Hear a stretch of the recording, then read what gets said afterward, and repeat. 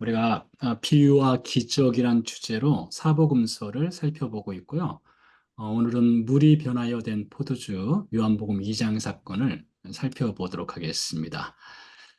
자, 성경 말씀은 요한복음 2장 1절에서 12절까지가 되겠고요. 워낙 유명한 말씀이기 때문에 우리가 잘 알고 있는 것이 되겠습니다. 오늘 이 말씀을 중심으로 세 가지를 살펴보고자 하는데요. 첫 번째는 가나 혼인잔치 이야기에 드러난 그리스도의 영광은 무엇인가? 두 번째, 순종하는 아들 예수의 영광, 그리고 신자 구원의 영광, 세 가지 주제로 요한복음 2장 말씀을 배우도록 하겠습니다. 자, 먼저 말씀을 읽어보도록 하겠는데요. 2장 1절부터 12절까지가 되겠습니다. 사흘째 되던 날 갈릴리 가나에 혼례가 있어 예수의 어머니도 거기 계시고 예수와 그 제자들도 혼례의 청함을 받았더니 포도주가 떨어진지라 예수의 어머니가 예수에게 이르되 저들에게 포도주가 없다 하니 예수께서 이르시되 여자여 나와 무슨 상관이 있나이까 내 때가 아직 이르지 아니하였나이다. 그의 어머니가 하인들에게 이르되 너희에게 무슨 말씀을 하시든지 그대로 하라 하니라. 거기에 유대인의 정결 예식을 따라 두세 통 드는 돌 항아리 6이 놓였는지라.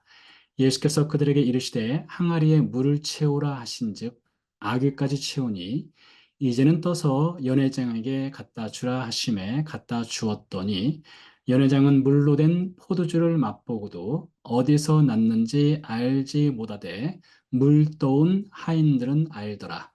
연회장이 신랑을 불러 말하되 사람마다 먼저 좋은 포도주를 내고 취한 후에 낮은 것을 내거늘 그대는 지금까지 좋은 포도주를 두었도다 하니라.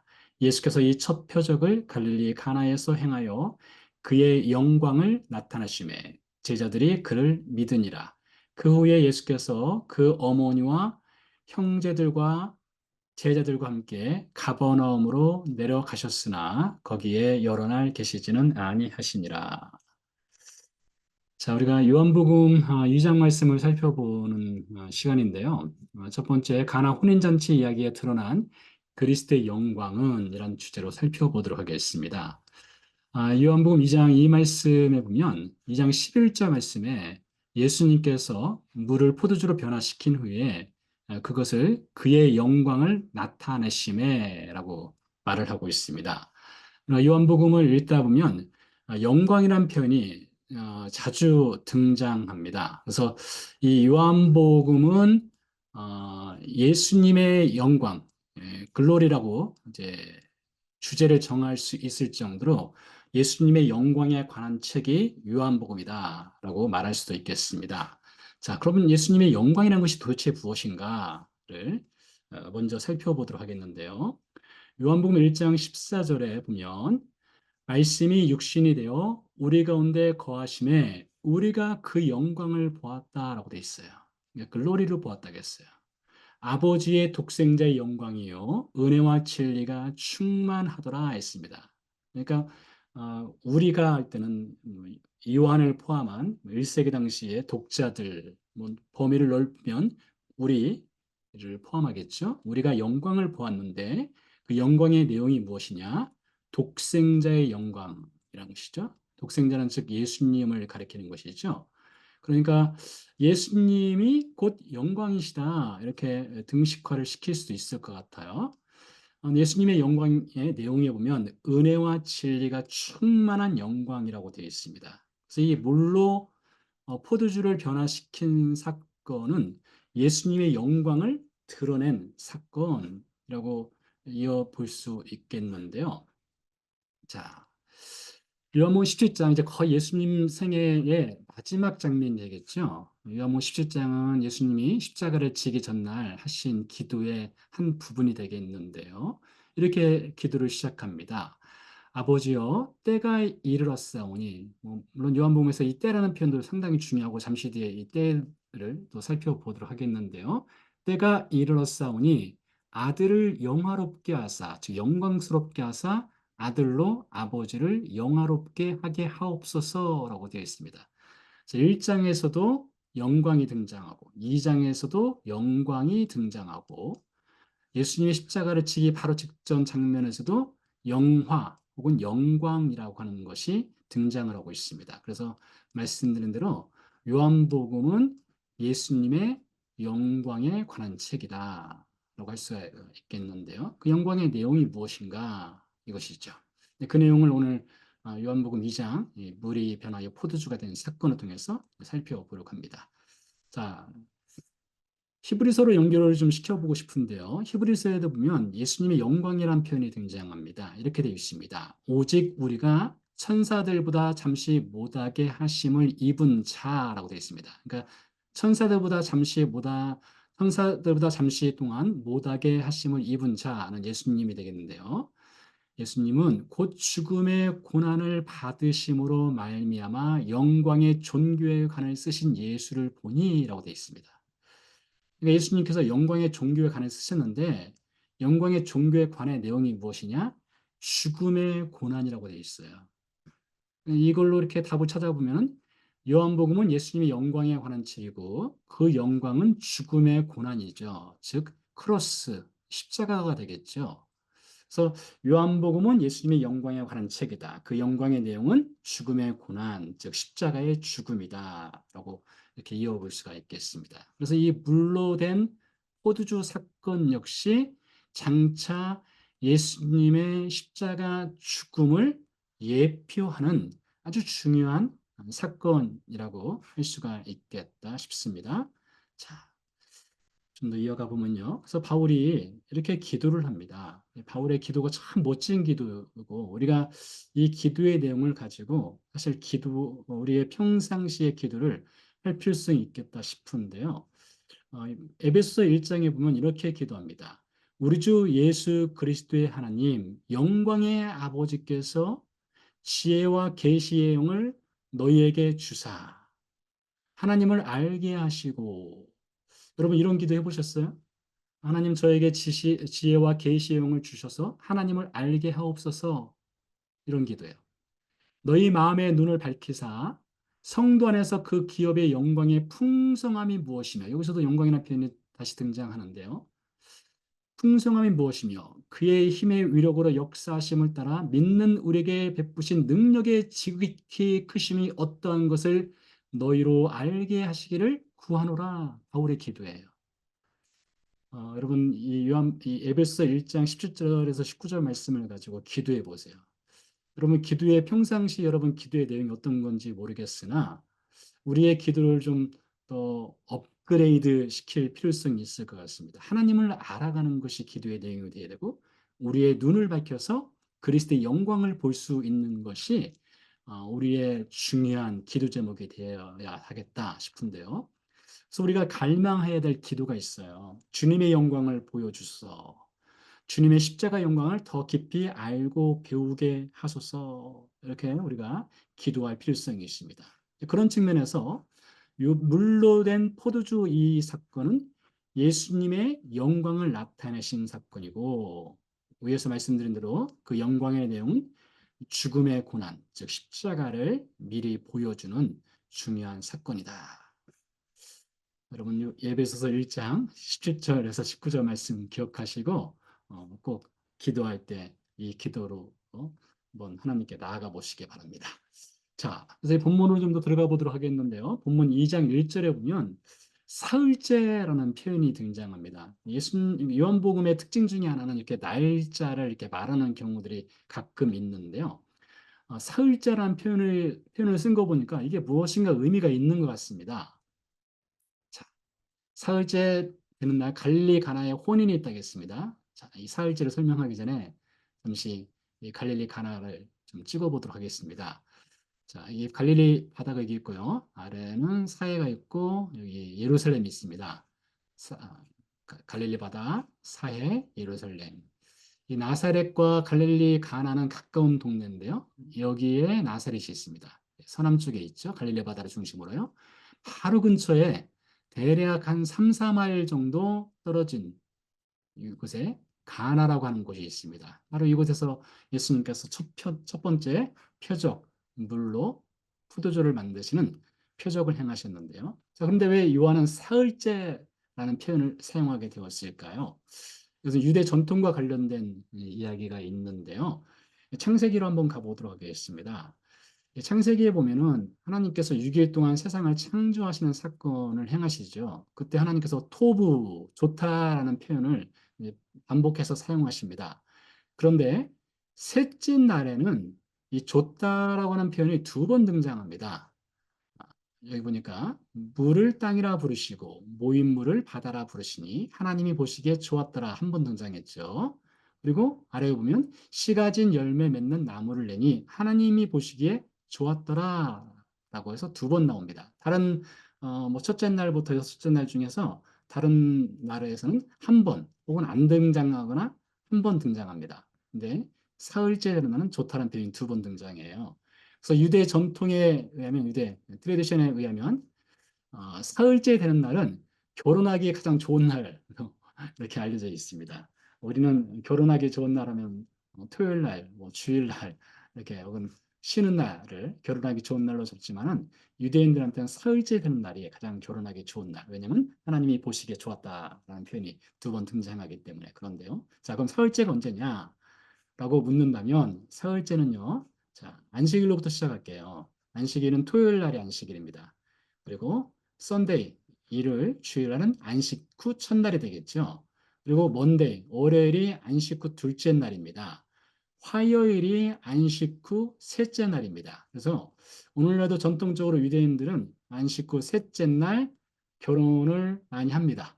그 이유는 말씀드린 대로 좋았더라, 좋았더라 이 표현이 두 번 등장하기 때문에 하나님의 블레싱이 있는 날이 튜즈데이, 화요일이다.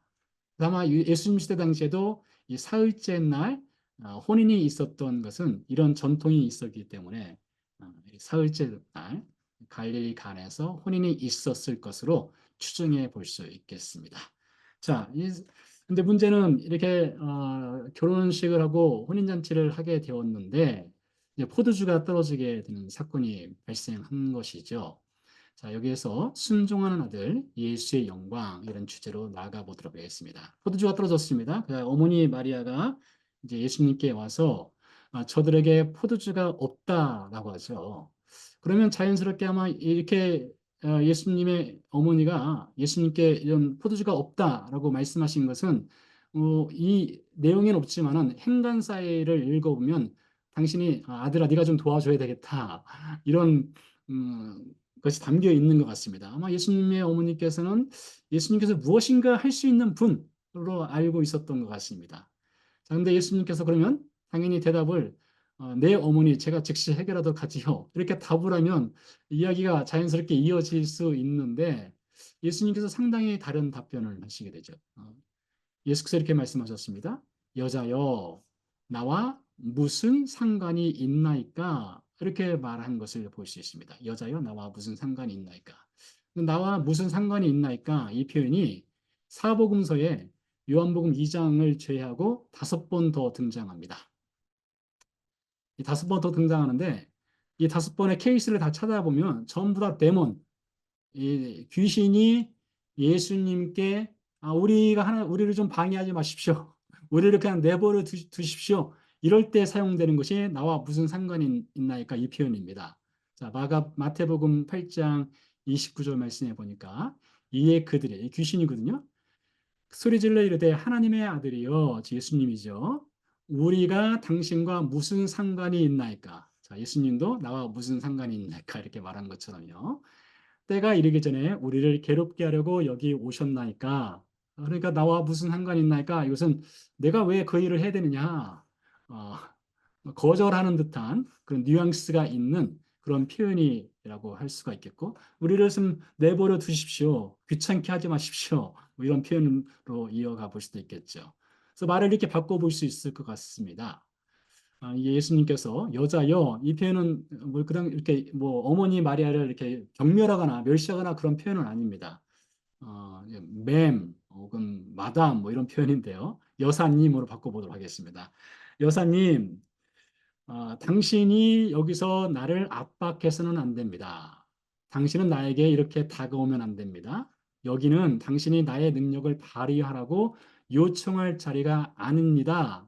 라고 해서 정중하게 어머니 마리아가 포도주를 요청할 때에 포도주가 떨어졌다 할 때에 그 부탁을 그 요청을 예수님께서 정중하게 거절하는 듯한 뉘앙스가 나와 무슨 상관이 있나이까 이렇게 담겨 있습니다. 그렇다면 왜 거절하는 듯한 말씀을 예수님이 하셨을까? 로 이어가 보도록 하겠습니다. 왜 그렇게 말씀하셨을까요? 뭐 예수님이 그 포도주 만드는 거 사실 신의 아들인데요. 그거 어려운 일도 아닌데 왜 거절하는 듯한 말씀을 하셨을까? 이것이죠. 자, 성경에 보면 예수님이 세상에 오셔서 행하시는 모든 일들은 하나님, 하나님께 오비디언스, 하나님께 순종하기 위해서 하는 것입니다. 하나님의 뜻에 순종하기 위해서 예수님은 모든 일을 행하셨어요. 예를 들어서 요한복음 5장에 보면 내 아버지께서 일하시니 나도 일한다 하시면서 아들이 아버지께서 하시는 일을 보지 않고는 아무것도 스스로 할 수 없나니 아버지께서 행하시는 그것을 아들도 그와 같이 행하느니라. 그러니까 아들 스스로는 예수님이 자기 마음대로 일을 하지 않는 거예요. 모든 것을 하나님의 허락하심 안에서 예수님이 행하신다는 것이죠. 요한복음 8장에도 비슷한 말씀이 있습니다. 내가 스스로 아무것도 하지 아니하고 요한복음 5장에도 나온 말씀이죠. 오직 아버지께서 가르치신 대로 이런 것을 말하는 줄을 알리라 했습니다. 그러니까 예수님께서 물을 포도주로 만드는 것을 그것이 하나님의 뜻이라면 예수님은 행하시고 하나님의 뜻이 아니라면 예수님은 행하지 않는다는 거예요. 어머니 마리아의 말을 듣고 행하는 것이 아니라 하나님의 뜻이면 예수님은 행하시겠다. 이것이죠. 예수님의 순종의 대상이 분명했습니다. 그렇다고 해서 예수님이 어머니 마리아에게 뭐 평상시에 순종하지 않았던 건 아니지만 적어도 요한복음 2장 사건에서 예수님은 하나님의 뜻에 순종하시는 분이지 어머니 마리아의 말을 듣고 물을 포도주로 변화시키는 능력을 예수님 마음대로 행하시는 그런 분이 아니란 것이죠. 누가복음 11장에 보면 이런 말씀이 있습니다. 군중들이 예수님이 전하는 말씀을 듣고 놀래서 예수님의 어머니를 칭찬하는 말입니다. 당신을 뵌 태와 당신을 먹인 젖이 복이 있나이다. 이것은 마리아를 가리키는 것이죠. 그러니까 예수님이 이렇게 말씀하셨습니다. 오히려 하나님의 말씀을 듣고 지키는 자가 복이 있느니라 했습니다. 그러니까 사람들은 마리아를 특별한 존재로 여겼던 것 같아요. 예수님이 위대한 인물이다 보니 당신을 낳은 당신의 벤테와 당신을 먹인 젖, 즉 당신을 낳은 마리아는 얼마나 위대한 사람인가 이렇게 말했습니다. 그러나 예수님은 아니야. 하나님 말씀을 듣기는 자가 복이 있는 거야. 라고 말씀을 이렇게 이어가시는 것을 볼 수 있어요. 하나를 더 볼까요? 또 다른 표현을 보면 마가복음 3장에 보면 이런 말씀이 있습니다. 보소서 당신의 어머니와 동생들과 누이들이 밖에서 찾나이다. 예수님 말씀하셔요. 누가 내 어머니며 동생들이냐? 내 어머니와 동생들을 보라. 누구든지 하나님의 뜻대로 행하는 자가 내 형제요 자매요 어머니니라 했습니다. 여기서도 마찬가지예요. 뭐 동생이기 때문에, 누이이기 때문에, 어머니이기 때문에 어떤 특별한 존재로 예수님은 여기지 않았다는 거예요. 하나님의 뜻을 행하는 사람은 다 예수님께서 특별하게 보신다라고 볼 수 있겠죠. 자, 그래서 여기서 중요한 포인트는 이것입니다. 예수님과 어머니 마리아의 관계를 좀 보도록 할게요. 예수님과 마리아의 관계는 어머니와 아들 관계죠. 무슨 뭐 혈통적으로 볼 때 매우 특별한 관계라고 할 수가 있겠죠. 그러나 그렇다고 해서 마리아가 예수님의 사역을 통제하거나 주관하거나 할 수 없습니다. 어머니 마리아일지라도 예수님을 자신의 마음대로 통제하거나 주관하거나 할 수 없어요. 예수님의 사역을 통제하거나 주관하실 수 있는 유일한 분은 하나님밖에 없습니다. 더 나아가 여기 이 부분이 더 중요한데요. 더 나아가 마리아가 구원받는데 특별히 유리한 입장이 되지 않는다라는 것입니다.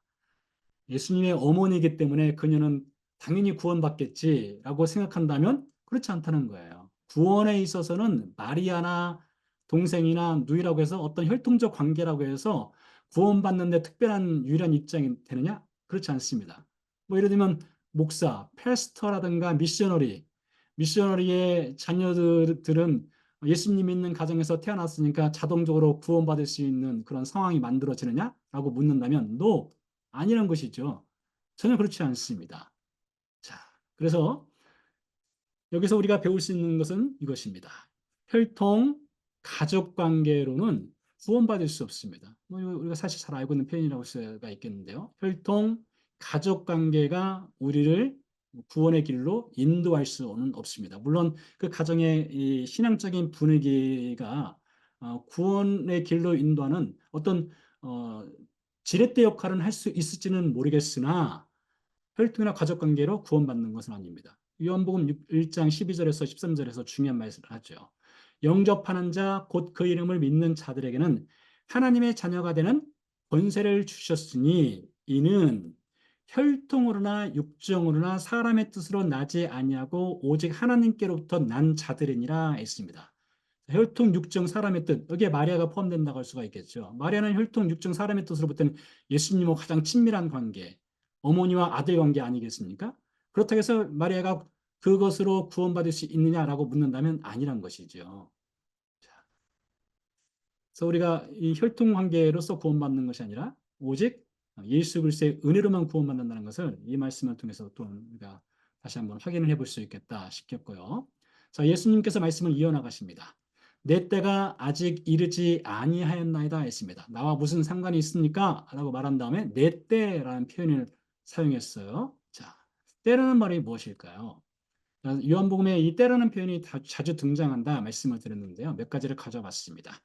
요한복음 7장 30절에 보니까 그들이 예수를 잡고자 하였으나 그의 때가 아직 이르지 아니하였으므로 손을 대는 자가 없었더라. 12장 27절 지금 내 마음이 민망하니 무슨 말을 하리요 아버지여 나를 이때에서 구원하여 주옵소서. 그러나 내가 이를 위하여 이때에 왔나이다 라고 되어 있습니다. 자, 12장 23절 이하에 보니까 예수께서 대답하여 이르시되 인자가 영광을 얻을 때가 왔도다 했습니다. 자, 여기서 다시 영광이라는 표현이 등장했습니다. 다시 반복해 볼까요? 요한복음의 주제는 예수 그리스도의 영광이라고 있습니다. 그 영광의 내용은 무엇이에요? 십자가 사건입니다. 여기서 말하고 있어요. 인자가 영광을 얻을 때가 왔도다 했어요. 내가 진실로 진실로 너에게 이르노니 한 알의 밀이 땅에 떨어져 죽지 아니하면 한 알 그대로 있고 죽으면 많은 열매를 맺느니라 했습니다. 그러니까 여기서 한 알의 밀이 바로 예수님을 상징한다고 할 수가 있겠죠. 예수님의 십자가 사건을 상징한다 할 수가 있겠습니다. 그래서 예수님의 때가 어떤 때입니까? 예수님의 때는 십자가 사건의 때예요. 십자가 사건의 때입니다. 그러니까 예수님께서 내 때가 아직 이르지 않았나이다. 이 말은 내가 아직 죽을 때가 되지 않았습니다. 십자가를 질 때가 아직 이르지 않았습니다. 이렇게 말하는 것으로 이해할 수가 있겠죠. 자, 그래서 이렇게 말씀을 이어갈 수가 있겠습니다. 세상 죄를 지고 죽음의 십자가를 지는 어린 양의 때가 있습니다. 요한복음 1장에서 이 말씀을 먼저 말하죠. 침례 요한이 예수님을 보고서요. 자, 그의 아들 예수의 피가 우리를 모든 죄에서 깨끗하게 하시는 때가 있습니다. 그때는 언제입니까? 십자가 사건의 때예요. 자, 근데 그때는 아직 오지 않았습니다. 요한복음 2장에서 볼 때는 아직 오진 않았어요. 그래서 내 때가 아직 이르지 아니하였나이다. 이 말씀을 하신 것은 이렇게 이해를 하시면 좋을 것 같습니다. 내 죽음의 시간, 때는 아직 오직 않았으나 당신에게, 즉 어머니 마리아에게 내 죽음을 암시하는 표적을 보여주겠습니다. 이것입니다. 이것이 바로 물이 와인, 같은 W네요. 물이 포도주로 변하는 사건을 통해서 내 죽음의 시간은 아직 오지 않았으나 당신에게 내 죽음의 시간을 암시하는 표적을 보여주겠다. 이렇게 말한 것으로 이어볼 수 있겠습니다. 자, 그러자 예수님께서 드디어 물을 포도주로 변화시키는 사건이 일어나게 되는데 거기에 유대인의 정결 예식을 따라 두세 통 드는 돌 항아리 6이 놓였는지라 했습니다. 이 정결 예식을 따라서 이제 돌 항아리에 물을 채워놨는데요.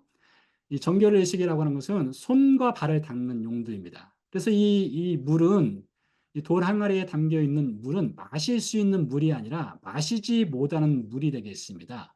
마시는 물을 예수님이 포도주로 변화시킨 것이 아니라 마시지 못하는 물을 예수님이 포도주로 변화시켰어요. 자, 여기에는 이런 의미가 담겨 있습니다. 정결의식이라고 하는 것은 종교의식이죠. 자, 종교의식이라고 하는 것은 나의 죄를 씻을 수가 없습니다. 나를 구원할 수 없어요. 대표적인 것이 성전에서 드리는 sacrifice,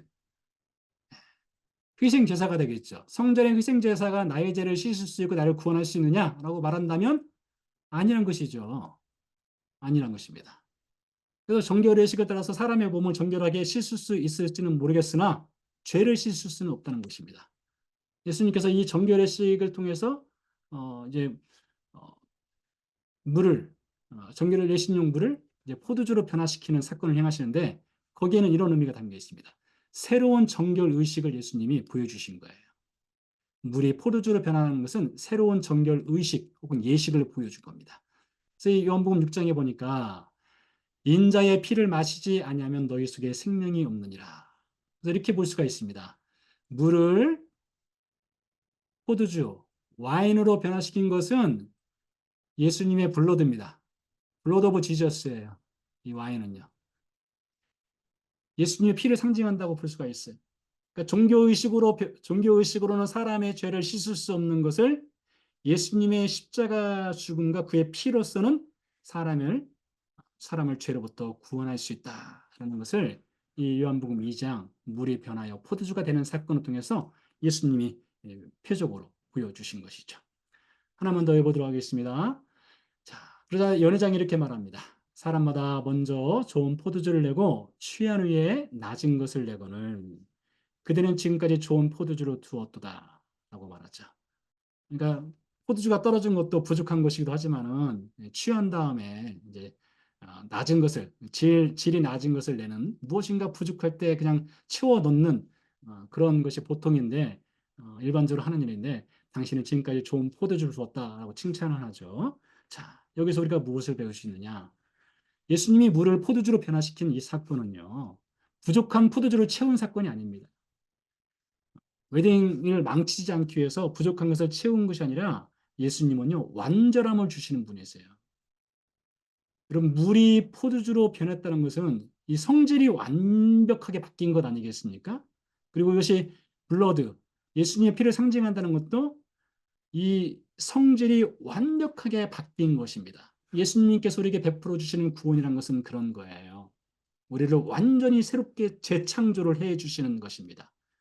자, 이것을 신자의 구원, 영광으로 이어가 보면 예수님의 어머니가 가족을 하게해서 구원받을 수 있느냐? 혈통으로서는 구원받지 못한다겠습니다. 종교의식으로 구원받을 수 있냐? No, 아니라고 했습니다. 신자의 구원은 무엇으로만 가능합니까? 예수님의 순종, 예수님께서 하나님께서 순종해서 십자가에서 피를 흘려 주신 것으로만 신자에겐 구원의 영광이 주어진다라는 것이 이 요한복음 2장에서 우리에게 가르쳐 주고자 하는 이 물이 변하여 포도주가 된 사건의 핵심 내용이다. 이렇게 이어가 볼 수 있겠습니다. 자, 훗날 예수님의 어머니가 어떻게 됩니까? 이 사건 뒤에요. 사도행전 1장 14절에 보니까 이렇게 말씀이 되어 있습니다. 여자들과 예수의 어머니 마리아와 예수의 아우들과 더불어 마음을 같이하여 오로지 기도에 힘쓰더라. 마가의 다락방이라고 하는 흔히 마가의 다락방으로 알려진 사건이 되겠죠. 예수님의 어머니도 훗날 예수님을 믿게 되었고 예수의 아우들도 예수님을 믿게 되는 사건이 벌어지게 되죠. 교회는 혈통으로 구원받지 않았습니다. 종교의식으로 구원받지 않았습니다. 예수님의 십자가 사건을 통해서 예수님의 가족도 구원을 받았습니다. 여러분, 신자의 구원의 영광이 무엇입니까? 예수의 순종과 피로써 우리가 구원받았다고 하는 것을 믿는 것이에요. 자, 어, 어, 바이런이라고 하는 시인이 한 말로 오늘은 마무리를 짓도록 하겠습니다. 바이런은 영국 시인인데요. 이런 말을 했습니다. 물이 주인을 만나니 그 얼굴이 붉어졌더라. 그래서 물도 주인 만나면 얼굴이 이제 붉어지듯이 바뀌는데 우리 그리스도인들은 예수의 순종의 피로 구원의 영광을 받았습니다. 그렇다면 우리 역시 붉어지는 인생을 살아야 되겠죠. 달라지는 인생, 변화되는 인생, 포도주가 되는 인생, 그런 인생을 살아야 되겠죠. 우리는 어떻게 그 인생을 살아가고 있는지를 물어보시기 바랍니다.